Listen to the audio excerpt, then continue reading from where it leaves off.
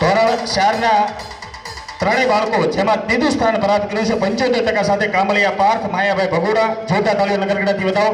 ધોરણ 4માં બીજું સ્થાન પ્રાપ્ત કર્યું છે ધ્રુવી બાબુભાઈ ભગોડા 90.38% સાથે બીજું સ્થાન પ્રાપ્ત કર્યું છે. જોતા તાળીઓ નગરગડાથી વધાવો. પ્રથમ સ્થાન પ્રાપ્ત કર્યું છે કામળિયા નિકુંજ ભોળાભાઈ કામળિયા 95.92% બાળકોને આશીર્વાદ આપવા માટે કનુદાદા ઉપસ્થિત છે. બીજું સ્થાન પ્રાપ્ત કર્યું છે 77.6% સાથે કામળિયા હરમિશા રણજીતભાઈ. જોતા તાળીઓ નગરગડાથી વિધાયે પ્રથમ સ્થાન પ્રાપ્ત કર્યું છે કામળિયા દ્વારા પોતાનું સ્થાન સંભાળશે. ત્યારબાદ બાળકોના હજી સન્માનનો દોર ચાલુ રહેશે. જે મહેમાનો આવતા રહેશે એને પણ આપણે સન્માનિત કરશું. પણ સુંદર મજાની કામળિયા પરિવારની જે દીકરીઓ છે એમના દ્વારા એક સુંદર મજાની કૃતિ સ્વાગત ગીત તૈયાર કર્યું છે. સુંદર મજાનું સ્વાગત ગીત આપણી સમક્ષ રજૂ કરી રહી છે કામળિયા પરિવારની બાળાઓ. જોરદાર તાળીઓના ગડગડાથી આપણે બતાવો.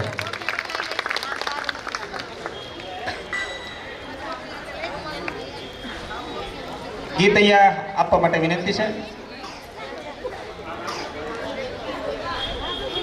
અહીંયા આગળ કરાવવું છે ને અહીંયા નીચે અહીંયા આપણે દીપ પ્રાગટ્યની સામે ત્યાંથી ભાઈઓને વિનંતી થોડીક જગ્યા ત્યાંથી બાપભાઈને વિનંતી કરી દેજો. ધન્યવાદ. ગીત ઝડપથી પહોંચતો કરશો. ત્યાં રાખવું છે? હા તો હાલો ભાઈ ત્યાં કરો, વાંધો નહીં. સોરી. Okay okay.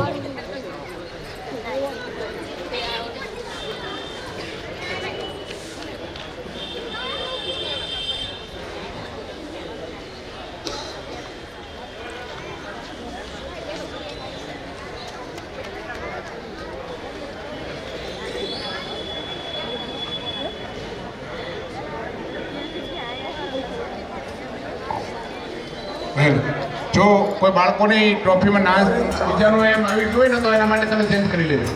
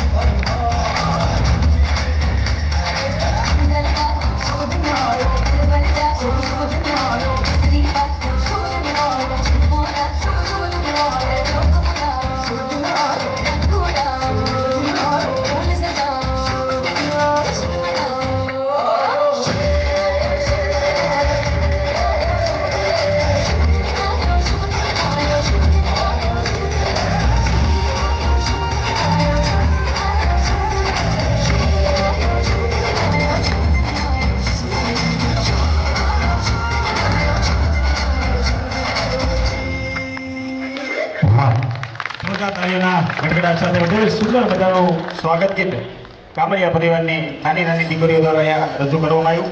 જોરદાર તાળીઓના ગડગડાટ વધાવો. ખૂબ ખૂબ ધન્યવાદ બાળાઓને પ્રોત્સાહિત કરવા માટે આપણા મહેમાન શ્રી ગંભાઈ ભગવાન નાનપોડાવાળા તરફથી 500 રૂપિયા બાળાઓને આપે છે અને એક એ પણ સપોર્ટ કરી દો કે આ જે સ્નેહ મિલન અમારા પરિવારનું છે એટલે અમારા કામળિયા પરિવાર સિવાય અન્ય સમાજના જે આગેવાનો મહાનુભાવો અધિકારીઓ જે કોઈ મહેમાનો પધાર્યા છે એ કોઈ પણ મહેમાનોનું દાન સ્વીકારવામાં આવશે નહીં ફક્ત અને ફક્ત કામળિયા પરિવાર સિવાય. પણ મહેમાનની કંઈ મોજ હોય ને કોઈ બાળકને એના હાથે ઇનામ વિતરણ થાય અને જે પ્રોત્સાહિત કરે એક વાત જુદી છે પણ એ વસ્તુ ખાસ નોંધ લેશો દરેક મહેમાનો કારણ કે અમારા કામળિયા પરિવાર સિવાય અન્ય કોઈ મહેમાનો દાન અમારી કમળા યોગ મંડળની સંસ્થા નહીં સ્વીકારે. તમારું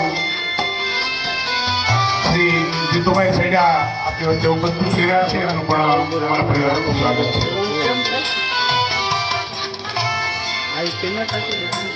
કામળિયા પરિવારનું જે દાન મિત્રો લખવા માંગતા હોય એમને છૂટ છે 500 થી માંડીને 5000, 25000, 50000 જે લખાવી શકે છે પણ કામળિયા પરિવાર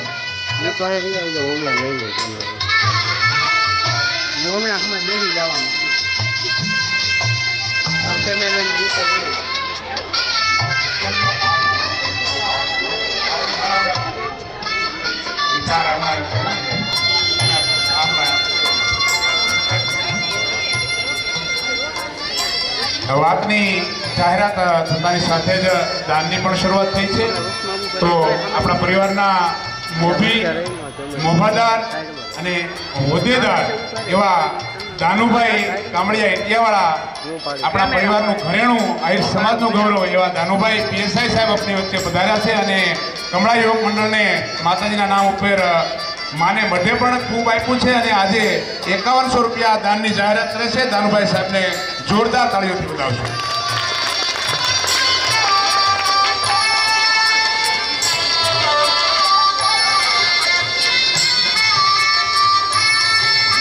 કામળિયા પરિવારના જે પણ દાન રૂપે ભેટ આવશે એ નામ અમે ફરી પાછા જાહેર કરશું. જે કોઈને લખાવવાની ઈચ્છા હોય તે પરિવાર લખાવી શકે છે. મહેમાનોના પૈસા દાન રૂપે સ્વીકારવામાં આવશે નહીં. ધન્યવાદ. સુંદર મજાની જાહેરાત કહી શકાય કે જે અહીંયા અગ્રણીઓ ઉપસ્થિત છે વર્ષ દરમિયાન આપણા આહિર સમાજમાંથી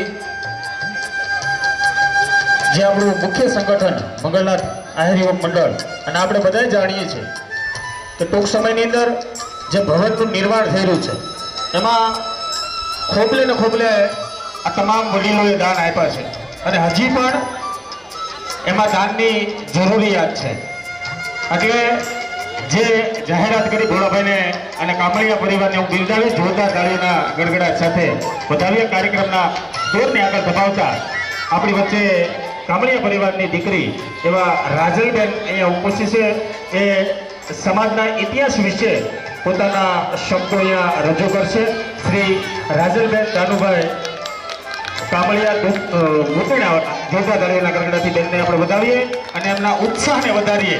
કારણ કે સભાની અંદર બોલવું ને જીભ છે ને એ આટી વળી જાય એટલે બોલવું એ મહત્વનું છે.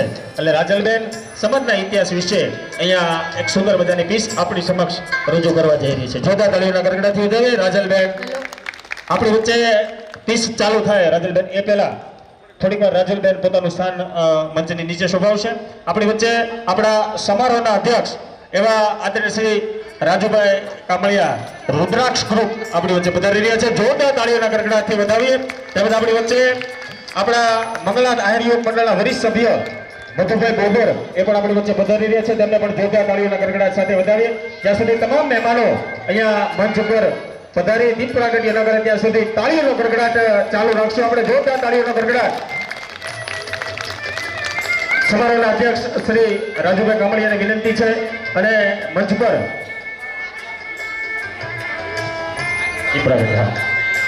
ભોળાભાઈને વિનંતી છે સમારોહના અધ્યક્ષ તેમજ મધુભાઈ બોદર અને મંચ પરના તમામ વડીલો ગોલનભાઈ બોગરની વિનંતી છે, ગમાભાઈ ભમ્મર તેમજ મંગલનાથ આહિર મંડળના પ્રધાન સેવક શ્રી શામળાભાઈ વાજાની વિનંતી છે દીપ પ્રગટી માટે પધારશે અને મંચ પરના તમામ વડીલોને પણ વિનંતી છે આ દીપ પ્રગટીમાં આપણે ત્યાં જ મંચ પર ઊભા રહી અને દીપ પ્રગટીમાં સાથે જોડાશું.